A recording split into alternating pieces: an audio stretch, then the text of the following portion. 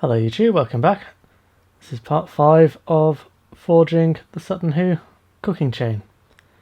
So in this episode we're going to forge that first section of chain. Scrolling down now. That's quite a nice section of chain. You'll come across this actual chain design in a lot of 18th century and 19th century trace chains for harnesses for horses. So like with the rest of it, we're forging this out of wrought iron. Now I actually had some wrought iron of the correct diameter, which is 8mm or 5/16, and we're using 300mm of it. So this is chain making. Check out my other chain making video. We'll get a bit of heat in the middle of the bar, and we will then head over to the Pritchell hole and just bend it over, which will give us this U shape. Now if you're a little bit off, you can tap it. You want it to be a little bit tight because we're going for a reasonably tight chain link. So tighten that up and spring out the other two ends using your tongs. So then just stick it back in the fire and we will scarf both of the open ends. So this is a case of going to a nice sharp edge of the anvil and just 90 degrees, 45 degrees, 90 degrees. Then flip over the chain link and repeat, and this will give us a scarf. So head over to the bick and just make these connect. I'll be looking to get them to connect at a right angle rather than face to face, and this will actually give us a stronger weld. Not particularly necessary for this project, but if you're making actual chain links, quite useful to know. So at this stage we'll pile up the fire, get it nice and big, get a nice neutral layer in there, and we will weld this link together. So I'll first give it a tap, or 2 or 3 or 4, and I will actually head over to my chain making hardy tool. So this is shaped specifically for forge welding chain together. You can see it's quite useful. You can do this on the bick if you don't have one of these. And I'm basically rotating this to blend it in. So it comes out quite square, so dress that down, and then I will actually head over to the bickern. I'll just round this off. You can do a bit more blending at this stage if you like, depends how rough your weld is.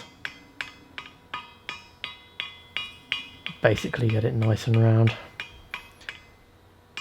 And then just dress up the rest of the chain link to be a nice, even, regular shape. And it's quite important to make sure that both ends are of the same diameter as well.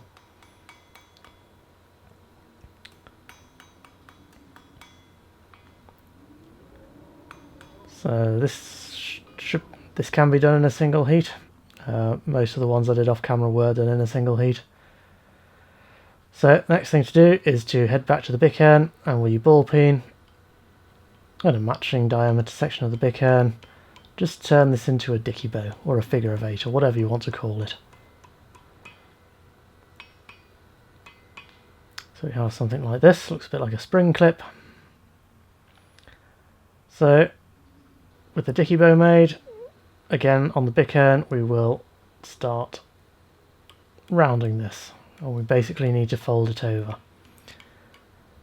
So work both sides evenly and you'll get an even shape.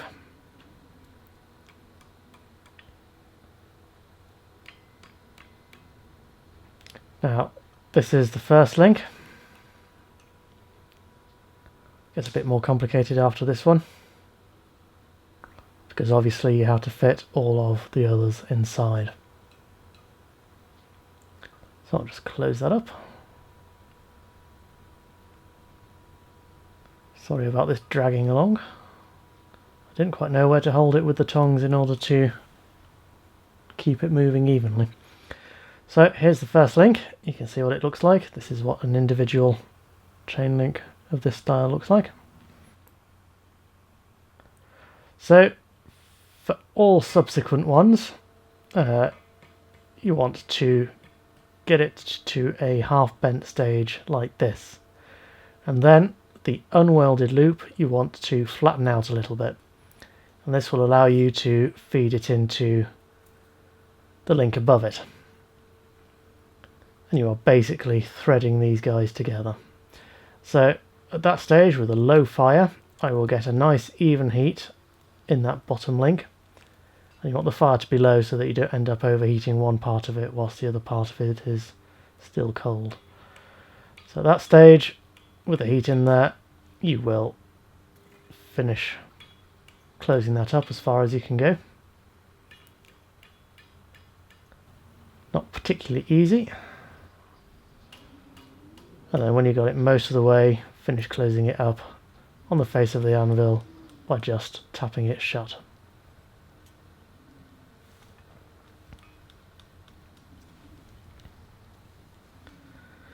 Now, if you remember, we closed that link up in order to thread it through, so now we're going to reopen it with a drift.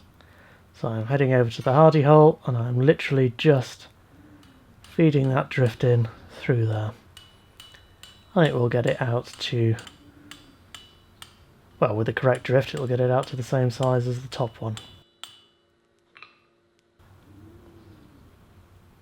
And then, with some scroll pliers or some needle nose pliers, just make sure that top loop is closed up.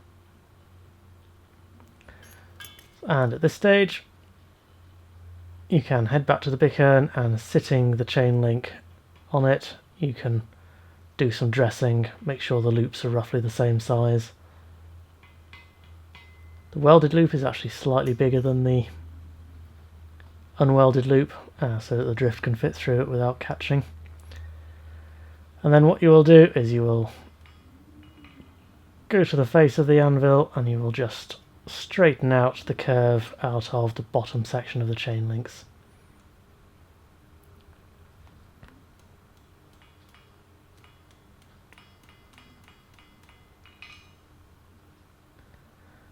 And here we have the first chain section.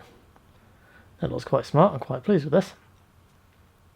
This makes a change for me because I'm normally my own worst critic, as you probably noticed over the past year and a bit. So there are two more sections of this in slightly smaller stock size. I'll probably make those off camera and fit them into the piece. So here is the work so far. I'll still have to make two more of those triple twisted bits. And here is the chain itself. Now you can just see the scarf welds in there.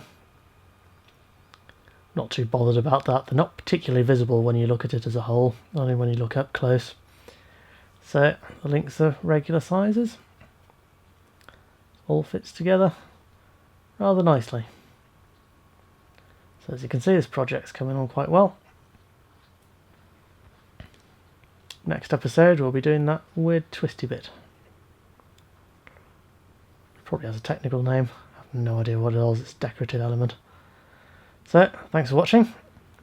Please leave a like or ask any questions you might have. You can help me out by sharing these videos as well, so that all your mates can see them too. If you do enjoy these videos, you might also consider donating on Patreon. So here's my current list of Patreon donors. Thanks a lot, guys. You do make my life a lot easier. And I will see you all on the next one.